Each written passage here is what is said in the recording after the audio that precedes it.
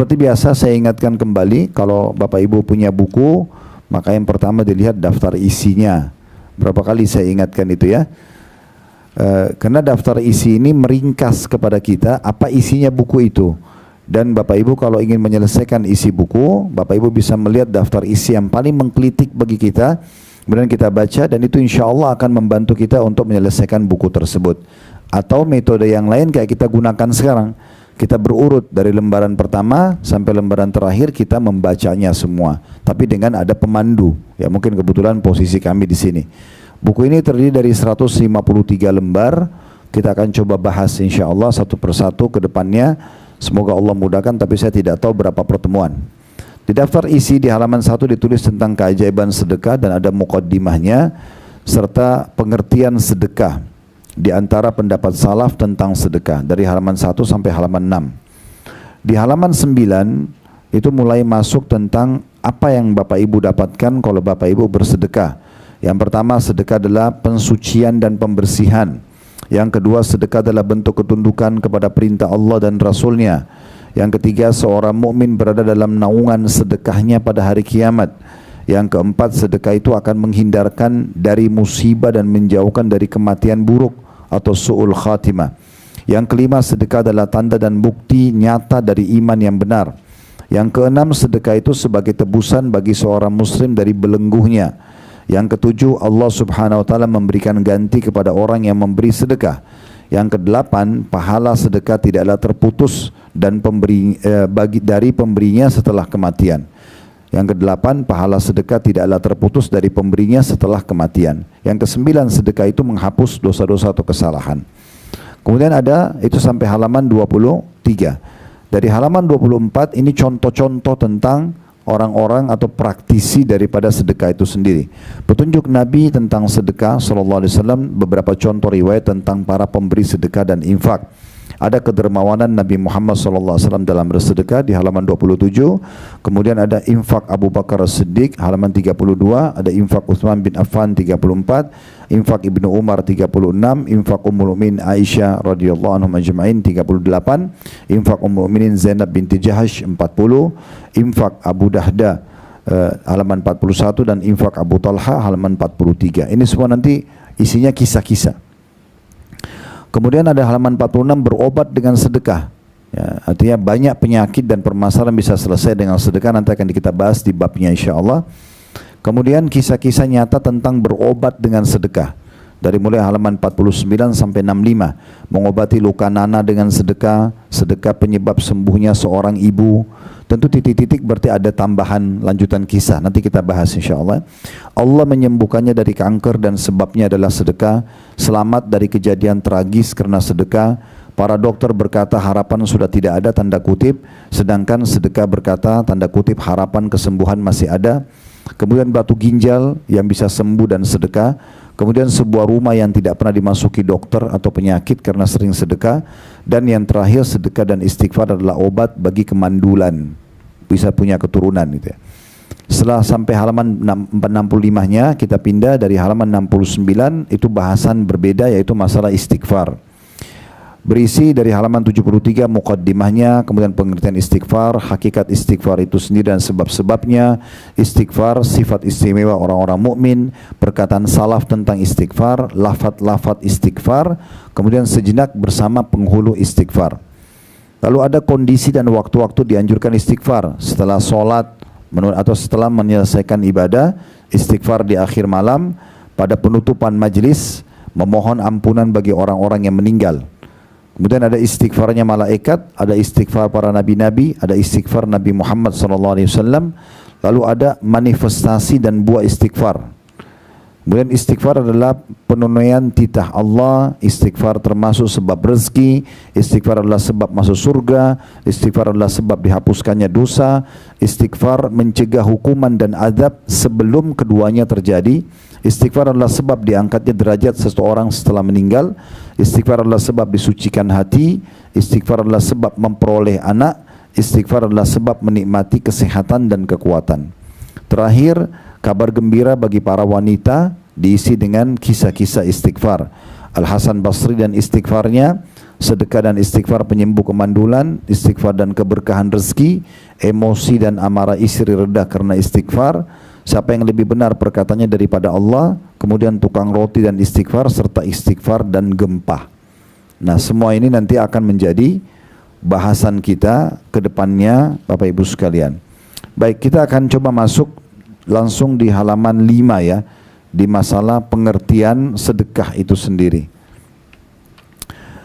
Saya akan bacakan kata penulis. Sedekah menurut bahasa atau etimologi adalah sebuah kata benda yang dipakai untuk suatu hal yang disedekahkan atau dikeluarkan. Kata tersebut diambil dari unsur huruf shad, dal dan qaf, dan dari unsur as-sidq diambilnya kata sedekah karena sedekah itu menunjukkan kepada kebenaran penghambaan kepada Allah. Al-Jurjani berkata, seorang penulis kamus, sedekah adalah sebuah pemberian yang diharapkan ganjarannya dari Allah Subhanahu wa taala. Sementara Ar-Raghib Al-Asfahani berkata, ini juga seorang penulis buku, sedekah adalah harta yang dikeluarkan oleh manusia dengan maksud ibadah seperti zakat, akan tetapi sedekah itu pada dasarnya disyariatkan untuk perkara yang disunnahkan, sedangkan zakat adalah untuk perkara yang diwajibkan. Ini semua masih definisi ya, penjelasan masalah sedekah. Imam Nawawi berkata rahimahullah, disebut sebagai sedekah adalah karena ia merupakan sebuah bukti atas kepercayaan pelakunya, karena sidqu, keimanannya baik lahir maupun batin, maka sedekah itu adalah keyakinan dan kebenaran iman. Kalau kita simpulkan lembaran pertama di halaman 5 ini, maksudnya orang yang sedekah itu kalau ikhlas karena Allah disebabkan karena keimanannya. Dalam arti kata, orang kalau belum memahami sedekah sebagai sebuah keimanan dan pendekatan diri kepada Allah, dia akan perhitungan. Dia tidak akan mengeluarkan di jalan Allah karena masih ragu. Nanti kalau saya keluarkan ini, berkurang nggak harta saya? Nanti saya akan dibalas nggak sih sama Allah? Ada pahalanya nggak? Apa faedahnya buat saya kalau saya bantu orang ini misalnya? Sehingga dia masih memilih-milih orang yang dia bantu. Nah, semua itu muncul karena dia tidak faham kalau sedekah itu ibadah. Mau siapapun yang terima tidak penting bagi saya. Yang penting saya bersedekah. Mau orang yang sama atau orang yang berbeda tidak penting buat saya, karena targetnya sedekah. Nah, itu kalau orang dengan keimanan. Tapi kalau orang bukan karena keimanan, dia akan marah melihat orang yang sama muncul hari esok, atau dia bertemu dengan orang yang sama. Dia bisa mengatakan, kan kamu sudah saya bantu. Seakan-akan yang butuh adalah orang yang mengemis tersebut. Padahal sebenarnya ada persepsi yang perlu kita perbaikin, Bapak Ibu sekalian. Dalam sedekah yang butuh kita, bukan penerima. Bagaimana memahami ini? Kalau Bapak Ibu bantu seseorang yang susah 1 juta rupiah misalnya, dia datang ke Bapak Ibu, tolong anak saya sakit, bantu saya. Kita bantulah 1 juta rupiah. Betul dia pakai untuk kesembuhan anaknya, tapi habis, selesai. Cuma kita sebagai pemilik sedekah itu memiliki nilai 1 juta dari apa yang kita kasih ke dia yang akan dibawa di timbangan amal hari kiamat. Nilainya tetap ada, tapi fisiknya sudah habis dipakai oleh orang tersebut. Dan luar biasanya nilai yang akan dibawa ke timbangan amal memang harus melalui orang ini, harus melalui sedekah, melalui orang-orang. Berarti yang butuh kita sebenarnya bukan dia. Dia akan habiskan tapi tetap tidak hilang nilainya yang kita akan bawa di timbangan amal hari kiamat. Nanti akan kita jelaskan di perkataan para salafus saleh berhubungan dengan masalah ini. Bagaimana persepsi orang-orang saleh sebelum kita, dia menanamkan dalam dirinya dia lebih butuh memberikan sedekah daripada orang yang menerima. Selama ini kan kita balik. Kita anggap orang yang menerima lebih butuh. Akhirnya kita memberikan dengan sombong, kita melemparkan uang, kita menganggap kenapa kamu lagi dan segala macam hal. Karena persepsi yang salah. Nanti kita akan dengarkan di halaman selanjutnya 6 dan 7 ini bagaimana para ulama-ulama sebelum kita, dari sahabat, dari tabi'in, mereka berbeda sekali. Mereka menganggap setiap hari dia harus cari siapa yang jadi penerima sedekahnya, karena dia tahu dia yang butuh dengan sedekah itu, karena nilainya akan dibawa di timbangan amal. Plus lagi, inilah investasi yang paling mahal. Ibu dan bapak kalau mau investasi yang paling menguntungkan, mendatangkan banyak sekali rezeki di dunia dan pahala di akhirat, justru bukan di perusahaan-perusahaan besar di Tamrin atau Sudirman, bukan di Amerika ataupun di tempat-tempat yang lainnya, tapi tetangga-tetangga kita yang miskin. Itu investasi termahal. Ibu bapak kasih ke mereka, Allah yang pencipta langit bumi akan balas kita. Bukan lagi pemilik perusahaan yang hanya menjanjikan 5-10% atau 15% keuntungan. Ya, tetapi ini Allah Subhanahu wa taala mengatakan innallaha yarzuqu may yasha bighairi hisab. Allah kalau sudah balas orang tanpa ada hitungannya. Kita sedang bermuamalah dengan Allah, bukan bermuamalah dengan orang yang menerima rezeki kita. Saya pernah menyampaikan sebuah kisah di kelas kita ini, tapi saya ingatkan kembali. Ada seorang ulama dulu bernama Rabi ibn Hutsaim rahimahullah. Rabi ibn Hutsaim ini pernah dibuatkan makanan mewah oleh istrinya. Waktu itu dinamakan halwa. Halwa ini sebenarnya kalau letterletnya manisan gitu ya. Tetapi masa itu halwa yang dimaksudkan itu adonannya lama sekali untuk dibuat, bahannya mahal. Dan itu cuma dimakan oleh pejabat-pejabat lah, raja-raja. Karena Rabi ibn Hutsaim ini rahimahullah tidak pernah rewel apa yang dihidangkan istrinya dia makan. Istrinya juga merasa perlu berikan yang terbaik. Diberikanlah satu nampan halwa itu. Dibuat susah, bahannya mahal. Rabi ini kebetulan ada kedatangan dua muridnya yang mau bertanya hukum-hukum agama.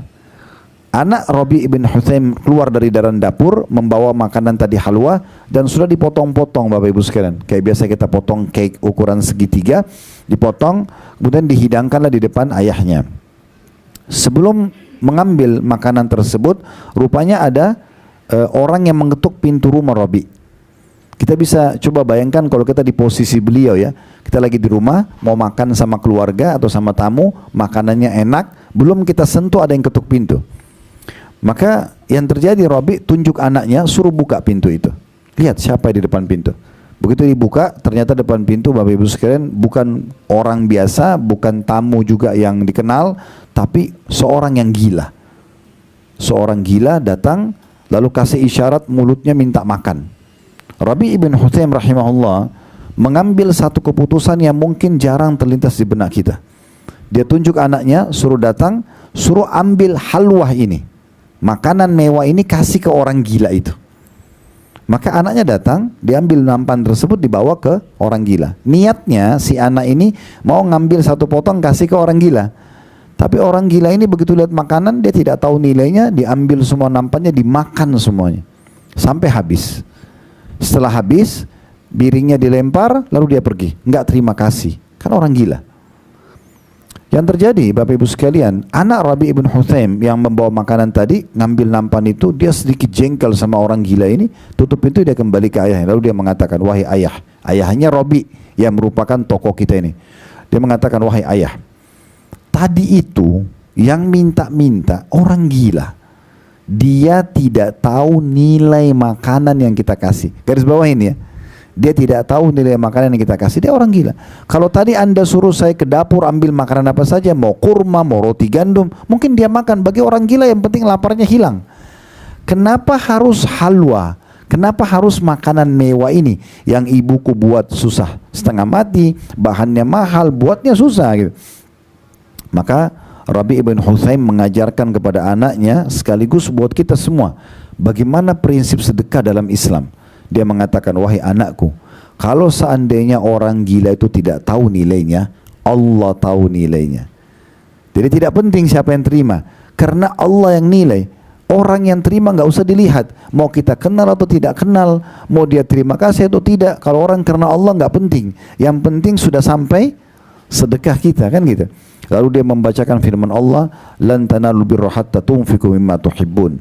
Kalian tidak akan pernah mendapatkan maksimal balasan daripada pahala sedekah kalian sampai kalian infakkan yang paling kalian cintai.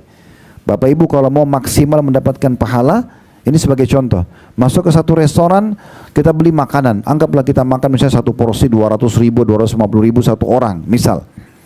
Sudah sangat mewah. Bapak Ibu beli porsi yang sama, kasih tukang parkirnya, kasih orang miskin jalan. Itu berarti bersedekah sejumlah senilai yang kita nikmati. Kita pernah beli baju mahal, kita beli baju yang mahal sama kita berikan kepada orang lain. Ini puncak daripada sedekah itu. Karena kita mengeluarkan seperti apa yang kita rasakan. Ini sebuah poin mungkin tidak mudah untuk dilakukan. Tetapi kalau Bapak Ibu mau masuk dalam kategori orang yang maksimal mendapatkan pahalanya, dia keluarkan yang terbaik. Karena Allah berfirman tadi dibacakan oleh Rabi untuk anaknya, lan tanalul birra hatta tunfiqu mimma tuhibbun. Kalian tidak akan merasakan besarnya, maksimalnya balasan pahala sampai kalian mengeluarkan apa yang kalian paling paling sukai. Makanya Nabi Muhammad SAW itu gemar sekali dengan sedekah. Di Ramadan kayak kemarin, itu kalau di masa Nabi Muhammad SAW, kata sahabat Nabi, kami temukan Nabi SAW ajwadun nas, orang yang paling dermawan. Wa kana ajwad ma yakun fi Ramadan, dan lebih dermawan lagi di bulan Ramadan. Bahkan Nabi dalam bersedekah lebih cepat daripada angin yang berhembus. Puncak daripada Bapak Ibu dermawan, ya sedekah, tidak menolak siapapun yang minta. Ini berat memang. Tapi ini akan bisa kita lalui kalau kita sudah fahami adalah ibadah, dan justru puncaknya nggak pernah nolak orang yang minta. Orang yang sama atau bukan orang yang sama. Kecuali memang dalam satu keadaan kita tahu orang ini akan melakukan kemaksiatan. Misal uang itu akan dipakai judi, akan dipakai zina. Tapi kalau tidak, maka nggak usah gerutu. Kasih saja. Tidak usah lihat siapa yang terima, tapi yang penting kita sudah berhasil sedekah di hari itu. Bayangkan Bapak Ibu sekalian, kalau sedekah yang kita keluarkan atau ibadah yang kita kerjakan adalah ibadah terakhir kita. Dari mana kita tahu itu adalah terakhir setelah itu kita meninggal?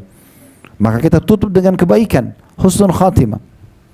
Apalagi nanti Bapak Ibu akan kaget membaca, mendengarkan dari buku kita ini bagaimana kelebihan dan keutamaan orang yang sedekah. Banyaknya penyakit sembuh, banyaknya permasalahan yang selesai, itu justru dengan sedekah. Sampai Ibnu Abbas radhiyallahu anhu, sahabat Nabi, mengatakan, saya kalau menemukan ada hajat saya kepada Allah belum diterima, maka saya sengaja keluar mencari orang miskin untuk bersedekah. Jadi mereka yang keluar mencari, bukan lagi mereka menunggu orang yang datang minta. Kalau Bapak Ibu persepsinya masih, ya siapa yang minta saya kasih. Beda sekali dengan orang yang dia yang cari dan merasa butuh kepada sedekah tersebut. Kalau Bapak Ibu tinggal di satu komplek yang mewah, keluar langsung masuk tol, langsung turun di kantor atau di mall, kemudian kapan mau sedekahnya nih? Betul memang ada cara-cara lain ya. Seperti misalnya kita transfer ke yayasan misal, contoh. Atau mungkin kita kasih tukang parkir, oke lah. Tetapi untuk mendapatkan peluang tetangga-tetangga yang susah di sebelah, atau orang yang dorong gerobak di pinggir jalan, ataupun jual bakso atau mie ayam atau gorengan, itu kapan kita bisa memberikan kepada mereka, kan gitu. Jadi kitanya harus memahami kalau kita membutuhkan itu, Bapak Ibu sekalian. Makanya dalam satu riwayat yang sahih disebutkan, Nabi SAW pernah diantarkan kepada beliau kurma yang baru dipanen berkeranjang-keranjang, banyak sekali. Dan beliau belum menyentuh satu butir pun, sementara kurma itu sangat ranum, matangnya pas gitu. Maka pada saat itu ada Nabi SAW baru terima, diberikan oleh sahabat Nabi sebagai hadiah. Kemudian ada orang datang minta, Nabi SAW sedekah, langsung kasih karena sudah hak Nabi. Tapi Nabi itu bukan ngambil sekilo atau berapa butir kurma dikasih, sekeranjang-keranjang ambil gitu. Cara memberinya begitu, ya langsung dikasih sampai habis semua. Sementara Nabi belum icipi satu pun dari butir kurma itu. Ternyata masih ada orang yang datang minta. Nah, waktu orang yang datang minta, Bapak Ibu sekalian, Nabi SAW sudah tidak punya. Maka beliau terlihat raut wajahnya sedih. Sahabat beliau sekaligus mertua beliau Umar bin Khattab di sebelah beliau mengatakan, ya Rasulullah, Allah tidak bebankan Anda di atas kemampuan Anda. Tadi Anda sudah bantu semua orang, kenapa harus Anda merasa sedih? Tapi Nabi diam aja. Nabi sedih kenapa? Karena masih ada orang minta tidak bisa dikasih. Sementara puncak kedermawanan memberi semua orang yang minta. Maka Ali bin Abi Thalib di sebelah Umar bin Khattab yang merupakan sahabat Nabi, tapi di sini posisinya sebagai anak mantu Nabi, korek kantongnya rupanya masih ada 3 dirham uang. Kecil sekali. Dia mengatakan, ya Rasulullah, ini sisa uang saya sedekah di tempat yang Anda mau. Maka Nabi senyum lebar. Nabi langsung kasih ke orang tersebut sambil mengucapkan kata-kata yang harus jadi pegangan setiap orang muslim. Dia mengatakan, Nabi SAW mengatakan apa? Bihadza umirtu. Beginilah aku diperintahkan. Maksudnya tidak pernah nolak orang yang minta. Selama dia butuh pasti dia minta. Kalau dia sudah tidak butuh nggak mungkin. Sekarang Bapak Ibu saya tanya yang sudah Allah bukain rezeki, apakah Anda masih mau buka pintu minta-minta? Anda sudah tidak mau, pasti Anda malu karena sudah punya income dan merasa tidak perlu. Untuk apa sih? Cuma minta ini dan itu. Kalau perlu kita yang memberikan gitu. Jadi kalau ada orang yang minta, berarti dia masih butuh. Orang yang mengamen di pinggir jalan, orang yang mengemis, kadang-kadang syaitan mengajak kita negosiasi, ya. Itu mungkin masih sehat, masih bisa kerja, itu mungkin itu anak pinjaman, itu pura-pura. Ini semua bisikan syaitan. Dari mana Bapak Ibu tahu kalau dia masih bisa kerja? Mungkin dia sudah melamar nggak diterima. Orang sekarang sarjana aja banyak nggak diterima kerja, apalagi kalau pengangguran, gitu kan? Orang yang ngamen itu, saya yakin itu bukan profesinya sebagai penyanyi. Saya sangat yakin. Mereka nyanyi karena mau makan. Terbukti ibu kalau dan bapak kasih uang, dia berhenti nyanyi. Kan itu. Walaupun baru 1 potong 2 potong kata, karena bagi dia duitnya dapat, dia bisa makan, kan begitu. Dan itu berarti bukan profesi. Beda kalau profesinya, ini kan itu ada hukum tersendiri. Tapi kalau orang yang butuh makan, ibu bapak masih lihat ada orang kelihatan susah pakaiannya di pinggir jalan, kalau beli gorengan atau beli apa, nggak usah nawar lagi itu. Udah 1.000 rupiah, masih 2.000 masih ditawar. Kan ini agak unik. Kalau perlu kasih uang lebih. Nah itu semua ciri-ciri kedermawanan. Dan perlu digaris bawah ya, agama Islam agama dermawan. Islam sangat memerangi sifat pelit, lawan daripada dermawan. Bahkan dimasukkan dalam kategori dosa besar. Kategori dosa besar. Imam Az-Zahabi rahimahullah masukkan dalam dosa besar beliau itu adalah pelit. Dalam sebuah riwayat Bukhari, pernah ada Bapak Ibu sekalian, satu suku Arab di Madinah, kepala sukunya meninggal, lalu diganti dengan kepala suku yang baru. Ada beberapa anggota sukunya datang ke masjid Nabi dan Nabi SAW tanya, siapa pimpinan kalian sekarang? Mereka sebut nama, si Fulan. Lalu Nabi tanya, bagaimana orang itu? Mereka bilang, orangnya tampan, orangnya bersih, orang yang berwibawa, ya, orangnya kaya, tapi sayangnya pelit. Ini kata anggota sukunya. Lalu kata Nabi SAW apa? Penyakit jiwa apa yang lebih buruk daripada pelit? Kalau orang sudah perhitungan untuk dirinya dan orang lain, Bapak Ibu sekalian, orang ini tidak akan bahagia hidup.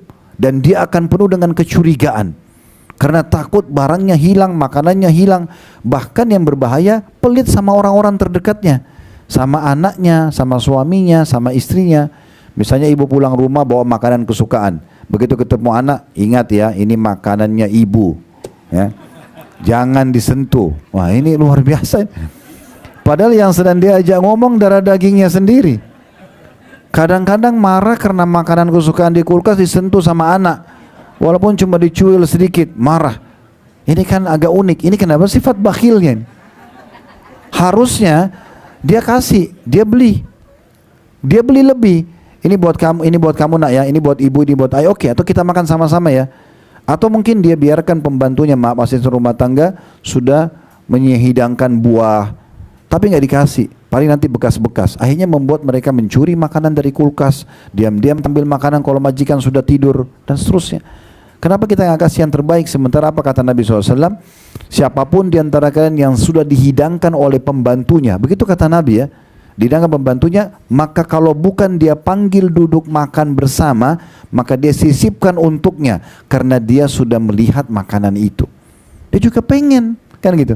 Kasih orang jangan yang bekas. Saya biasa kalau pulang rumah beli buah-buahan, Bapak Ibu sekalian, ini bukan membanggakan diri, bukan cuma berbagi pengalaman. Saya bilang, saya didik istri saya sama anak, begitu kita beli apapun itu, pisahkan langsung, kasih duluan dulu. Yang bantu kita di rumah, kasih mereka lihat sendiri masih dalam boxnya, kita buka, kita berikan mereka dahulu, baru sisanya buat kami. Maka itu membuat mereka lebih betah kerja sama kami, mereka merasa dimanusiakan dan seterusnya, dibandingkan orang yang harus tunggu habis bekas kemudian dikasih kepada mereka. Mereka juga manusia. Kalau mereka baik ekonominya kayak kita, kira-kira mau jadi asisten rumah tangga? Gak bakal mau, kan gitu. Berarti kan keadaan yang membuat mereka seperti itu. Kita muliakan mereka bagian daripada syariat Allah Subhanahu wa ta'ala. Jadi hati-hati sekali Bapak Ibu sekalian ya. Dan ada kalau lihat dalam surah Muhammad itu juga disebutkan ayat Al-Quran tentang ancaman orang-orang yang pelit ya. Dan cukup banyak hadis-hadis Nabi SAW berbicara masalah itu. Maka buku ini akan memberikan kita banyak sekali ide-ide dan membuka wacana kita dan memperbaiki persepsi kita selama ini yang keliru. Jadi Islam adalah agama dermawan. Puncak daripada kedermawanan itu adalah orang tidak menolak siapapun yang meminta, dia berusaha memberikan apa yang dia mampu, dan juga dia tidak perhitungan apa yang dia keluarkan. Karena Nabi SAW mengatakan kepada Asma binti Abi Bakar radhiyallahu anha, la tuqi fayukillahu alaiki, jangan kau perhitungan di jalan Allah, maka Allah juga akan perhitungan denganmu. Orang ini 20.000 saja, orang ini 50.000 saja, dia perhitungan, maka Allah juga akan perhitungan dengannya. Tapi orang kalau sudah ya dia royal sama orang, maka pastikan Allah juga akan royal dengan dia. Pernah saya sampaikan sebuah prinsip dasar, kalau Bapak Ibu ingin orang lain loyal dengan kita, kita harus royal dengan dia. Royalitas mendatangkan loyalitas. Umum, Suami istri mau saling cinta, memang orang harus saling memberi. Kalau suami istri aja saling pelit, bagaimana caranya bisa nggak langgeng rumah tangganya, kan gitu? Atau teman sama teman, atasan sama bawahan, pemimpin sama masyarakat, memang harus royal, maka akan memunculkan loyalitas. Ya, orang akan peduli dan perhatian dengan kita. Tidak ada orang, teman-teman, tidak suka kalau diberi. Oleh karena itu orang yang memberi, kata Nabi SAW, tangan di atas lebih boleh daripada tangan di bawah. Jadi kita selalu memberi. Baik, sekarang kita coba dengar di halaman 6 sama halaman 7. Ini perkataan ulama-ulama salaf tentang kedermawanan dan sedekah. Pertama dari Umar bin Khattab radhiyallahu anhu di halaman 6. Beliau berkata, sungguhnya amal itu saling berbangga-bangga diri.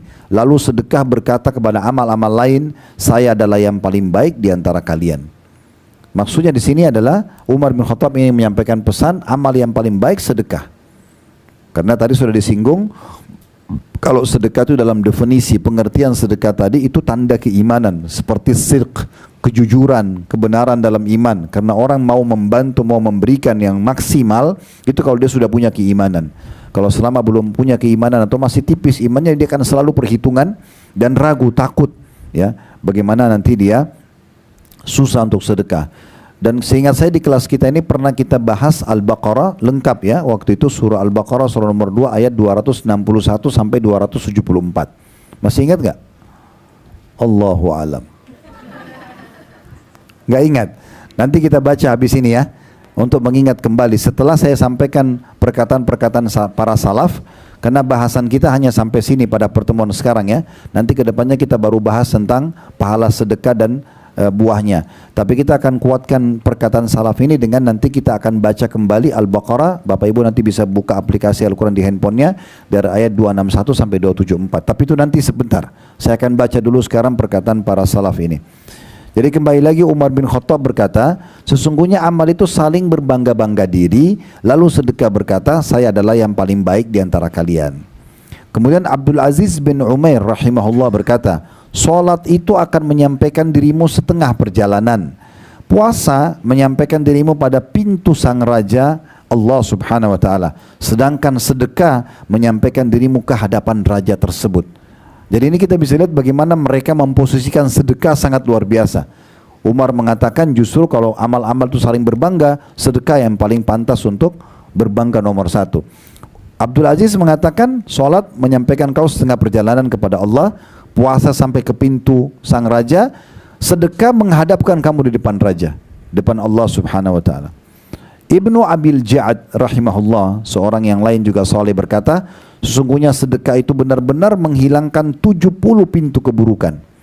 Kalau Bapak Ibu sedekah dengan ikhlas, apapun itu, makanan, minuman atau yang lainnya, itu bisa menyelamatkan kita dari 70 pintu masalah. Yahya bin Mu'adz rahimahullah berkata, tidaklah saya mengetahui suatu biji yang mengimbangi gunung dunia kecuali sedekah. Maksudnya tidak ada amal yang langsung dijanjikan dengan sedikit tapi pahalanya bergunung-gunung seperti sedekah. Sedikit dikeluarin pahalanya gunung-gunung, balasannya begitu. Ini semua masih perkataan para salaf, ya. Nanti pertemuan akan datang insya Allah, kita akan bahas secara khusus apa yang Bapak Ibu dapatkan kalau sedekah, poin demi poin nanti insya Allah. Asy-Sya'bi rahimahullah berkata, ini yang prinsip dasar tadi yang sempat saya singgung, ya. Beliau mengatakan, barang siapa yang tidak memperlihatkan bahwa dirinya lebih butuh kepada ganjaran sedekah daripada seorang fakir yang butuh kepada sedekah, maka dia telah membatalkan sedekahnya dan telah memukul wajahnya sendiri dengan sedekah itu. Jadi menurut Asy-Sya'bi rahimahullah, kalau ada orang dia tidak menunjukkan dia lebih butuh dengan pahala sedekah sehingga dia selalu haus dan ketagihan untuk mau ke sedekah, ya, daripada orang fakir yang butuh, maka dia seperti menghancurkan dan menghilangkan pahala sedekah itu sendiri. Karena orang kalau tidak anggap dia butuh dengan pahala sedekah, Bapak Ibu kasih makanan, kasih pakaian, kasih uang, kasih apalah, bukan karena Bapak Ibu merasa butuh dengan pahalanya, maka Bapak Ibu nanti akan merasa sombong dengan orang penerima, merasa lebih berhak daripada itu. Setiap lewat, itu loh baju yang dipakai dari saya loh, itu masjid saya yang wakafin loh. Selalu dibilang, karena bagi dia tidak butuh dengan pahalanya, dia butuh pujian orang. Tapi kalau orang targetnya pahala, maka dia tidak akan pernah mau sebut. Udah tidak ada yang tahu nggak masalah, tapi Allah sudah tahu. Kan begitu. Nah ini perkataan yang luar biasa. Lebih dalam lagi Bapak Ibu sekalian, perhatikan di halaman 7. Al-Laits ibn Sa'ad rahimahullah berkata, ini tolong digarisbawahi baik-baik. Dia mengatakan, barang siapa yang telah mengambil dariku satu sedekah atau hadiah. Jadi kalau dia bungkus hadiah, dia siapin untuk sedekah, ada yang terima, dia bilang barang siapa yang telah mengambil dariku satu sedekah atau hadiah, maka hak dirinya atas diriku adalah lebih besar daripada hak diriku atas dirinya, karena dia telah menerima apa yang telah aku korbankan kepada Allah. Maksudnya apa? Kalau saya siapin sedekah, saya keluar, saya cari ada orang yang mau nerima, maka dia lebih berhak untuk saya hormati daripada dia menghormati saya. Karena dia telah menerima apa yang nanti ditimbangan amal saya, nah gitu. Coba persepsinya ya. Jadi pemahaman kita yang harus kita perbaiki Bapak Ibu sekalian. Selama ini kita selalu menganggap penerima yang butuh. Ini yang selalu membuat kita membatasi pemberian kita. Kita juga menghina orang. Kita kadang-kadang menolak. Itu terjadi. Tapi kalau kita anggap kita yang butuh, maka kita akan mengejar dia. Kalau perlu yang pernah kerabat yang pernah kita bantu, kok kamu sudah nggak pernah nanya saya lagi ya? Kamu butuh nggak bantuan? Nah, ini pernah terjadi nggak? Nggak pernah, gitu kan? Karena persepsinya. Kita bahkan bersyukur, alhamdulillah dia sudah tidak telepon lagi, gitu ya. Padahal sebenarnya kita justru merasa harus butuh. Ini orang selama ini minta bantuan kok sekarang sudah enggak? Masih hidup kah? Meninggal kah? Mungkin dia ada masalah baru kah? Gitu ya. Karena fahami baik-baik Bapak Ibu sekalian. Kalau orang itu sudah terpenuhi, dia nggak akan minta. Kecuali 1-2% dari manusia mungkin ada penyakit jiwa, sudah kaya raya tapi masih ngemis sama orang, itu aneh. Orang pasti lebih jaga kewibawa dan nama baiknya gitu ya. Nggak mungkin dia mau mengemis gitu. Kemudian lebih dalam lagi, perhatikan perkataan setelahnya, Fudail bin Iyad rahimahullah. Ini seorang ulama yang sangat terkenal dengan kesolehannya. Dia pernah berkata kepada orang-orang yang menerima sedekahnya. Jadi dia kasih orang itu terima sedekahnya. Apa yang dia bilang sama orang-orang itu? Mereka, dia tunjuk orang-orang yang sudah ambil sedekahnya, membawa perbekalan-perbekalan kita menuju akhirat tanpa upah sedikit pun, hingga mereka meletakkannya di atas timbangan di hadapan Allah. Ini persepsi yang luar biasa. Ada orang dikasih sedekah, lalu dia bilang, lihat orang-orang ini membawa bekal kami ke timbangan amal tanpa diupah. Bagaimana memahami ini Bapak Ibu sekalian? Sementara kan kita kasih duit, karena bagi dia uang yang dikasih, saya kasih 1 juta rupiah dipakai untuk pengobatan anak, kebutuhan, habis. Tapi 1 juta ini melalui dialah dibawa ke timbangan amal. Nanti memberatkan timbangan amal untuk masuk ke surga. Jadi itu yang dilihat. Yang kita lihat sedekah kita yang dibawa. Dan harus melalui mereka-mereka ini. Tanpa penerima gimana caranya sampai ke akhirat, kan gitu. Nah ini persepsi yang tadi saya bilang. Ini luar biasa. Bagaimana senangnya dia pada saat orang-orang menerima sedekahnya. Kita tutup dengan beberapa statement di sini, tapi ini statement yang menarik dari Ali bin Abi Thalib radhiyallahu anhu yang harus kita faham. Kalau Bapak Ibu dibukakan rezeki, yang saya tahu insya Allah sini Bapak Ibu masya Allah sudah dibukakan rezeki, ya, maka perhatikan poin ini Bapak Ibu sekalian ya. Ali bin Abi Thalib berkata, barang siapa yang telah diberikan suatu harta oleh Allah, maka hendaklah ia menyambung kekerabatan dengannya. Jangan lupa, kerabat-kerabat kita, saudara, tante, paman, ponakan, bantu mereka. Ya, ini hak mereka ada dari harta itu, bukan punya kita sendiri. Kemudian, memperindah jamuan buat tamu. Kalau dulu kita cuma bisa teh hangat sama kue misalnya kering, sekarang udah ada lebih. Kita bisa belikan lontong sayur, belikan makanan, main course, apalah. Ada lagi lebih, kita ajak lagi makanan yang lebih, beri lagi makanan lebih bagus gitu ya. Nah itu salah satu hal yang harus diperhatikan kalau punya harta. Plus lagi yang ketiga, menolong seseorang yang membutuhkan. Berarti menolong di sini Bapak Ibu sekalian, bisa orang datang minta, bisa kita yang cari. Nah sekarang coba pindah ke satu level. Kalau selama ini Bapak Ibu nunggu orang minta, cari siapa yang butuh. Cari informasi di media, yayasan mana yang punya butuh. Sekarang teman-teman kita di Gaza itu butuh sekali bantuan. Alhamdulillah kita bersyukur kita berada di negara yang pemerintah kita dukung. Ini luar biasa nih. Ini poin yang luar biasa. Sampai Pak Prabowo sekarang mau menampung 1.000 orang pengungsi Gaza, ini luar biasa ini. Sementara banyak dunia yang diam gitu ya. Kita masih bisa. Jadi kita warga Indonesia bisa jihad dengan harta. Kita nggak bisa dengan fisik, karena fisik itu harus izin pemerintah untuk ke sana. Dan tidak mungkin. Tapi Allah bilang tentang jihad, berjihad dengan harta dan jiwa. Kita bisa dengan harta kita, nyumbang. Kita lagi nonton apa di media, biasanya muncul tuh, yayasan apa, sumbang, gitu kan. Beri kepada mereka, bantu. Ini penting sekali. Kami kadang-kadang kalau berangkat juga umrah, saya coba telepon teman-teman di Palestina.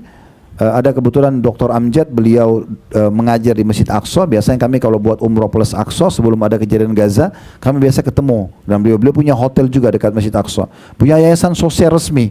Saya telepon, bisa nggak ketemu di Mekah? Ketemu, saya ajak semua jemaah, ini yayasan langsung nih, resmi. Dan mereka betul-betul terjun di Gaza, ngantar makanan langsung dan segala macam. Ini perlu kita lakukan, apalagi pemerintah mendukung. Basnas pun sudah membuka untuk bantuan, dan ini semua ini termasuk ya, membantu orang yang membutuhkan. Kalau mereka sih orang Palestina sekarang ini luar biasa. Kalau saya melihat sudah wajib untuk setiap muslim membantu. Bukan pilihan lagi, karena memang mereka butuh. Mereka kelaparan, mereka sakit, mereka lagi dijajah. Bukan hanya dijajah, lagi dibunuh. Setiap hari tidak ada keamanan bagi mereka. Berita terakhir itu yang saya dapat dari teman-teman di sana, itu tentara Israel sekarang kalau sudah ada yang kumpul aja, yang kumpul untuk menerima makanan itu dibom. Sehingga makin tidak bisa nerima makanan pun tidak bisa sama sekali. Ini berarti tinggal tunggu mati, udah kelaparan, tidak ada keamanan, diserang dan seterusnya. Kemudian membebaskan tawanan. Nah ini kalau ada tawanan-tawanan muslim, kita bisa tebus dengan harta kita. Ibnu Samil, orang terputus jalan. Kayak orang datang dari Surabaya ke Jakarta, misalnya dia pakai kereta terus dirampok di jalan misalnya ya. Kemudian dia mau pulang Surabaya nggak ada biayanya. Nah, ini salah satu contohnya gitu. Kemudian orang-orang fakir miskin. Kalau fakir itu Bu dan Bapak sekalian, orang yang tidak tahu orang yang tidak tahu mau makan apa hari ini apalagi besok. Orang yang susah sekali. Kalau orang miskin itu punya income tapi tidak cukup. Itu semua masuk dalam kategori yang perlu dibantu. Para mujahidin, ya teman-teman kita di Palestina juga masuk dalamnya, dan dia bersabar. Nah itu tadi yang orang-orang yang harus kita libatkan dalam harta kita ya, kerabat kita dan seterusnya.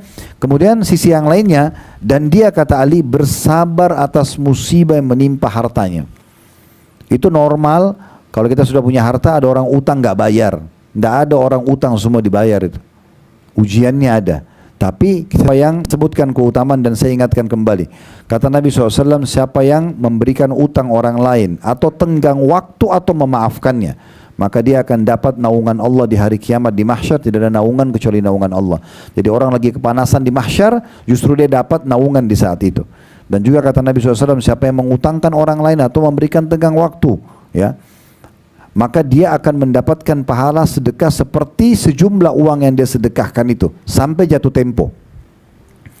Misalnya kita pinjamkan orang uang 1 Januari, atau kita sekarang lah di April misalnya, 1 April nanti 1 Mei bayar ya, dia utang sebulan. Dari 1 April kita seperti misalnya 10 juta kita pinjamin, seperti kita sedekah 10 juta tiap hari. 1, 2, 3, 5, 4 April sampai akhir April. Itu berarti misalnya anggaplah 30 hari, berarti sama dengan kita investasi 10 juta, dapatnya 300 juta pahalanya, karena tiap hari seperti sedekah 10 juta. Kalau lewat masa yang disepakati, tenggang waktu, Bapak Ibu kasih lagi tenggang waktu, silakan, saya belum bisa bayar waktu kita tagih. Oke, saya kasih lagi sampai 1 Juni ya. Di bulan Mei-nya sama sedekah double setiap hari, sama dengan 20 juta tiap hari. Jadi orang yang mengutangkan orang itu sebenarnya orang yang sedang bersedekah, tapi mungkin dia tidak bisa sedekah sebesar itu kecuali dengan utang. Karena kita seperti sedekah setiap hari sejumlah itu. Nah itu bersabar atas ujian. Mungkin Bapak Ibu pernah investasi gagal usahanya, itu ujian dalam harta. Ya, mungkin hilang, jatuh, kececer. Ya, mungkin rusak benda yang pernah kita beli. Semua itu ujiannya. Ada ujian dalam harta tersebut. Kata Ali, kalau dia sudah tahu ada hak orang lain di harta itu, dia juga bersabar atas ujian, maka dengan perkara-perkara itu, dia akan memperoleh kemuliaan dunia dan juga akhirat. Ini mungkin statement terakhir dari salah satu salaf kita, yang disebutkan namanya. Tapi nanti akan ada tambahan dengan statement yang tidak disebut nama. Abi Hatim berkata, bakhil itu, pelit, perhitungan adalah sebuah pohon di neraka, sedang ranting-rantingnya ada di dunia.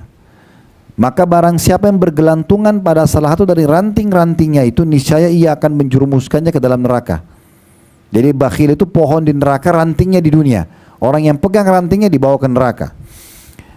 Kemudian dikatakan sebagaimana kedermawanan itu adalah sebuah pohon di surga di mana ranting-rantingnya berada di dunia, dan barang siapa yang bergelantungan pada salah satu ranting-rantingnya itu, niscaya ia akan membawanya ke surga, dan surga itu tempatnya orang-orang dermawan. Nah, itu ya. Jadi kadang-kadang mungkin sholat malam kita kurang, ibadah kita kurang, tapi kalau sedekah kita lancar, itu sangat membantu. Ya, kita tidak bicara ibadah wajib ya. Jangan Bapak Ibu nggak sholat 5 waktu lalu sedekah anggap itu bisa membantu, karena yang wajib harus didahulukan. Tapi amal-amal yang lain bisa sangat terbantukan dengan sedekah. Sebagai penutup di bahasan kita kesempatan ini, yaitu perkataan penulis mengatakan, apabila salah seorang dari orang-orang soleh didatangi oleh orang fakir, seraya meminta sedekah kepada mereka, maka orang soleh itu berkata, selamat datang wahai orang yang hadir untuk membawakan pembekalan kami kepada Rob kami. Ini ciri orang-orang soleh dan soleha. Kalau orang miskin datang, mereka senyum, mereka bilang selamat datang. Maksudnya ayo silakan terima dari saya, apa yang kau mau saya bantu, saya bantu. Ya, orang-orang yang akan membawa perbekalan kami kepada Tuhan kami. Nah, itu statementnya. Dan yang dimaksud dengan perbekalan di sini adalah berupa kebajikan atau kebaikan dan amal-amal yang mendekatkan diri kepada keridhaan Allah Subhanahu wa taala. Nah, ini bahasanya Bapak Ibu sekalian. Baik, kita tutup, mungkin kita tambah dengan tadi saya bilang ya, coba kita baca Al-Baqarah, dibuka aplikasi dalam handphonenya atau aplikasi Al-Quran di handphonenya, Al-Baqarah 261 sampai 274. 261 sampai 274, Bu. Sudah? Saya baca ya 261-nya ya. Mathalul ladzina yunfikuna amwalahum fi sabilillah kamathali habbatin ambatat sab'a sanabila fi kulli sumbulatin mi'atu habba wallahu yudha'ifu liman yasha wallahu wasi'un alim. Perumpamaan nafkah yang dikeluarkan oleh orang-orang yang menafkahkan hartanya di jalan Allah adalah serupa dengan sebutir benih. Jadi Bapak Ibu nyumbang apapun di jalan Allah seperti sebutir benih yang menumbuhkan 7 bulir, dan di setiap bulir-bulir ada 100 biji. Jadi satu sedekah, makanan kah, pakaian kah, uang kah, itu seperti satu benih. Dari benih itu ada 7 bulir, setiap bulir ada 100 biji. Itu kan berarti ratusan kali lipat balasannya. Allah melipat gandakan ganjaran bagi siapa yang Dia kehendaki, dan Allah maha luas karunia-Nya dan maha mengetahui. Maksudnya Allah yang suruh kalian untuk sedekah, Allah yang maha kaya. Untuk apa ragu? Ayat 262-nya, alladzina yunfikuna amwalahum fisabilillah thumma la yutbi'una ma anfaqu mannan wala adan lahum ajrun inda rabbihim wala khaufun 'alaihim wala hum yahzanun. Orang-orang yang menafkahkan harta di jalan Allah, kemudian mereka tidak mengiringi apa yang dinafkahkannya itu dengan menyebut-nyebut pemberiannya. Kamu kan sudah saya bantu, kamu kan begini dan begitu. Syaratnya agar terima maksimal pahala jangan sebut-sebut. Udah selesai, udah bantu orang antara ibu dan bapak sama Allah, gak perlu sebut-sebut. Plus lagi, dan tidak menyakiti perasaan si penerima. Ini firman Allah ini.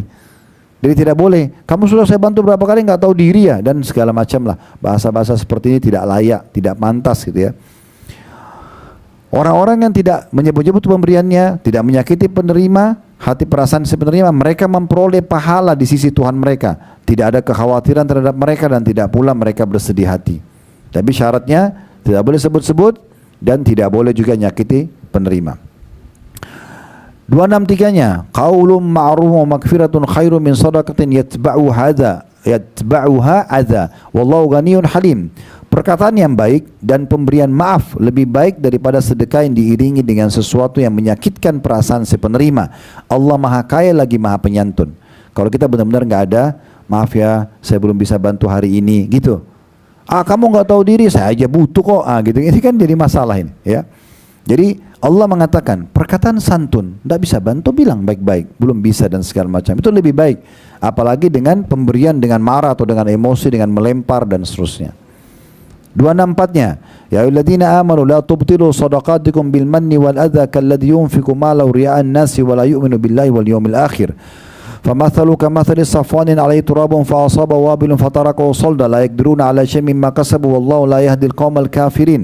Hai orang-orang beriman, jangan kamu menghilangkan pahala sedekahmu dengan menyebut-nyebutnya dan menyakiti perasaan si penerima. Lihat berapa kali Allah ulangi ini.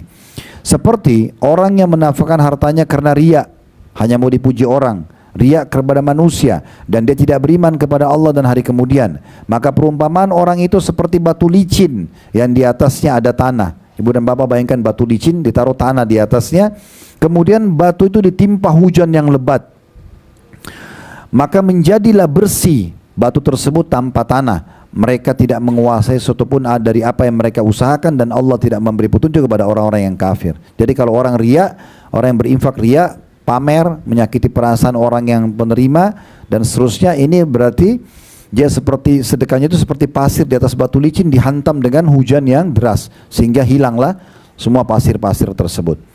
265-nya, wa mathalul ladzina yunfiquna amwalahum ibtigha'a mardatillahi wa tathbitan min anfusihim kamathali jannatin birabwatin asaba wabilun fa'atat uqala di'fain fa in lam yusibha wabilun fatal wallahu bima ta'maluna basir. Dan perumpamaan orang-orang yang membelanjakan hartanya karena mencari keridhaan Allah dan untuk keteguhan jiwa mereka seperti sebuah